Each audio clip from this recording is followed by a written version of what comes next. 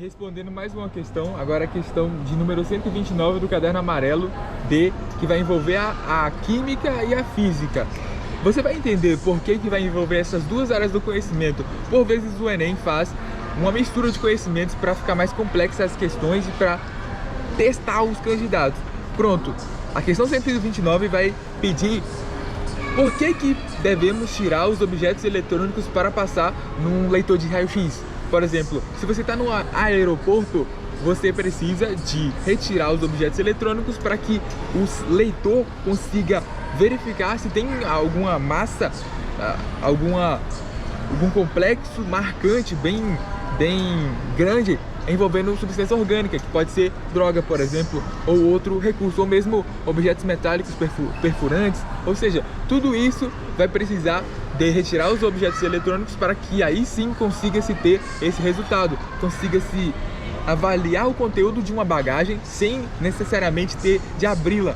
Então, precisamos de entender o funcionamento do raio-x, das ondas de raio-x. Primeiro, como elas são produzidas. Elas são produzidas a partir de uma alteração a nível. As ondas de raio-x são feitas a partir de elétrons que são disparados. Existe uma forma caseira. Caseira, na verdade, uma forma mais simplificada de se produzir radiação raio-x. Sim. Como você faz? Você tem que colocar um cátodo e um anodo que vão ter um potencial, vão fazer um potencial, uma diferença de potencial, e você vai ter de ter um filamento. Esse filamento vai disparar elétrons a partir do aquecimento dele. E aí é possível ter esse fluxo, e como o raio-x é uma onda eletromagnética de grande frequência e baixo comprimento de onda, você precisa de acelerar essas partículas e aí sim produzir essa radiação.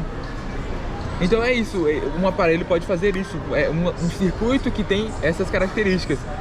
Agora, para responder a questão, nós precisamos de entender o que vai bloquear, por que não é recomendado colocar os itens elétricos, os itens eletrônicos, por exemplo, notebooks, tablets, dentro da mala para passagem no raio-x.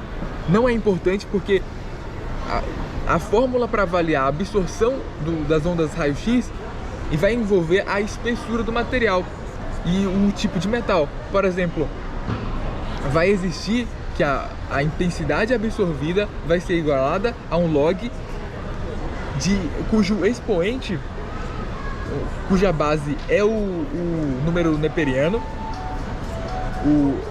a constante de Euler, e o expoente vai ter a espessura do fio vezes o x, que é a quantidade do material. A espessura do material é definitiva para isso. Então o que acontece? Se você tem um material mais espesso, as ondas vão ter mais dificuldade para passar. E os materiais eletrônicos, eles possuem ligas metálicas.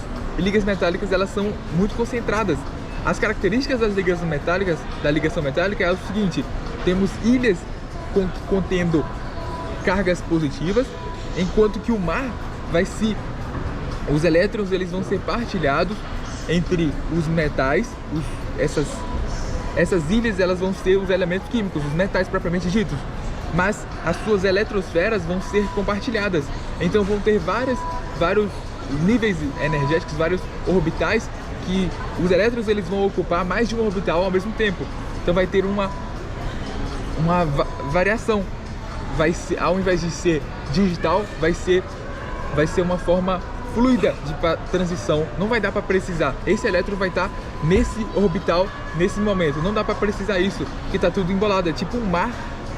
São zonas, ilhas de polos positivos ilhadas em um mar de polaridade negativa, que seria a eletrosfera dos metais. Isso vai tornar possível ligações, propriedades de resistência, ou seja, os metais eles vão ser muito densos no sentido de proximidade desses elementos químicos. Em regra, na temperatura ambiente eles vão ser sólidos, então isso já é um grande sinal de que passagem, a espessura vai ser diretamente proporcional e eles vão ser muito concentrados, portanto as ondas de raio-x dificilmente vão conseguir transpassá-los. Então é outro fenômeno importante. Outra coisa é a ductibilidade. A ductibilidade é uma característica da ligação metálica que vai suscetibilizar eles a produzir fios. As fiações podem ser produzidas. Outra coisa é, querendo ou não, eles vão ser bem maleáveis. Então, por exemplo, se você tem você quer produzir uma telha, essa telha é de alumínio ou de latão, você pode dobrar ela? Sim, se você tem a ferramenta e a força necessária, você consegue dobrar ela. Então eles são maleáveis. São essas características dos metais que são suficientes para a gente entender que a radiação eletromagnética na faixa do raio-x não vai passar desses metais. Pronto. Então o nosso gabarito vai ser a letra D.